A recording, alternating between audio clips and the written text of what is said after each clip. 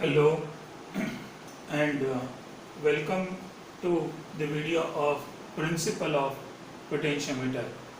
In my last video you might have gone through the requirement of potentiometer, and this is about the principle of potentiometer. Actually I have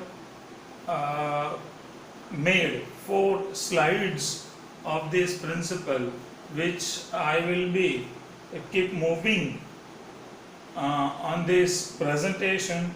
You should make a note from this presentation, and in the last slide I'll explain the principle of potentiometer. So this is for the pause and write the theory, and in this last screen I'll explain whole the principle of potentiometer. Dear friends, potentiometer is nothing but a long resistive wire. Generally in the laboratory 4-meter long potentiometer wire is taken. This is 1 meter, 2, 3 and 4-meter long wire is taken. To drive the current through the potentiometer wire, battery of EMF epsilon is connected. These shows the internal resistance of the battery, and at the end of this video we will learn the sensitivity of galvanometer, and to adjust the sensitivity of a galvanometer, some external resistance that you can select from resistance box or variable resistance is connected in series with the potentiometer. So this is basic potentiometer circuit. All in all, 3 components are there: battery, potentiometer wire and external resistance. The length of the potentiometer wire, complete potentiometer wire, is taken to be capital L. I have selected one more point on potentiometer wire, point C, and length of the potentiometer wire between points A and C is small l. These are the terminologies used in the derivation of principle of potentiometer. Epsilon, the EMF of driving cell. Why is this called driving cell? Because this is the cell that really drives current through the potentiometer wire. Small r is the internal resistance of the driving cell. Capital R, the current limiting resistance or external resistance. Rho, the resistance per unit length of potentiometer wire. I mean, you can determine the resistance, total resistance of the wire, and that divided by complete length of the wire gives you this physical quantity rho, resistance per unit length, and it has a unit of ohm per meter. Additionally, resistance of the potentiometer between points A and B, that is complete resistance, is rho L.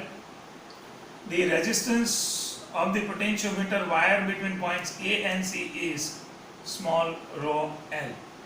Now what is the total resistance of the circuit that the cell will have to drag the current through? Then these are 3 resistances. One is the resistance of the potentiometer wire, the external resistance and internal resistance. All of them are connected in series. So total resistance of the circuit is small r plus capital R plus rho L. Now as per Ohm's law, the current through this circuit can be given as EMF by resistance. EMF is epsilon and the total resistance as we have defined here. Therefore, the current that flows through this potentiometer is I is equal to epsilon upon R plus rho r.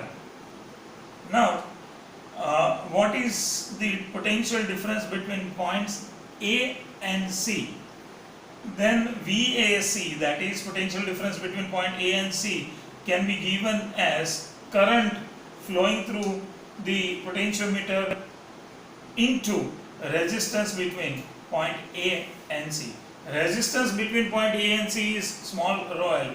So VAC is equal to I rho L, and therefore VAC is equal to, in this expression VAC is equal to I rho L में मैंने substitute कर दिया है I is equal to this much, और constant की terms एक side कर दूं तो I can write VAC is equal to epsilon rho upon small r plus capital R plus rho L times small l.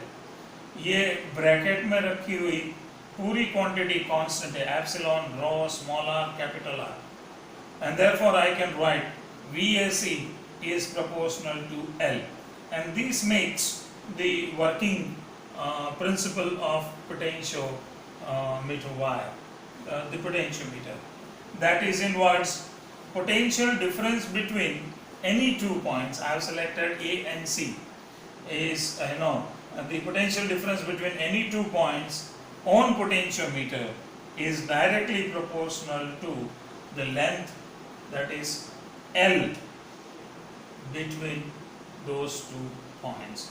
I mean, you can select not only AC, you can select any 2 points, and the potential difference between these 2 points is directly proportional to the length of potentiometer between these 2 points.